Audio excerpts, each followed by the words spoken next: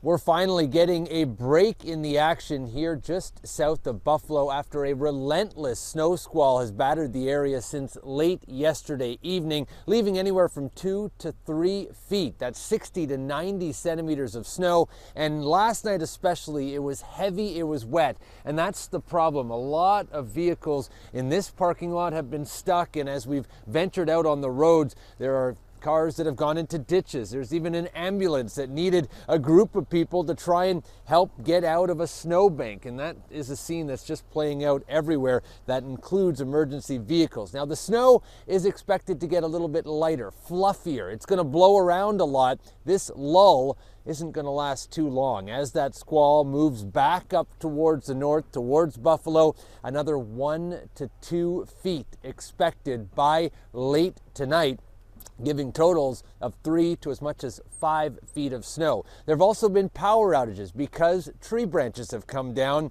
and over 100,000 people in Erie County, New York alone in the dark riding out this storm on generators. So what is going to happen after this? Well, as the winds start to switch, it's Ontario's time, and we're going to see some snow squalls into the Niagara region, places like Kingston, Prince Edward County, and it's also snowing heavily up towards the Bruce Peninsula, Georgian Bay, Lake Huron. In fact, all 5 of the Great Lakes have had significant snow squalls as the water temperatures remain warm and some cold air is moving through for this time in November.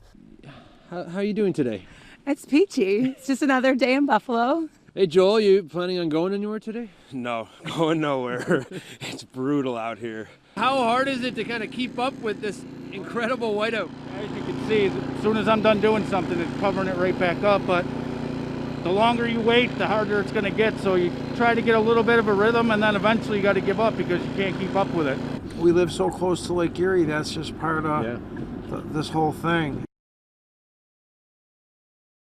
What's going on here?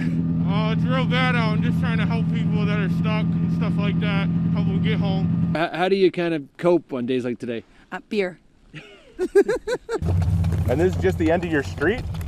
This is, holy geez, this is actually just a street. Yeah. Yeah. Just the trees are coming up, yeah. What do you think of the snow so far?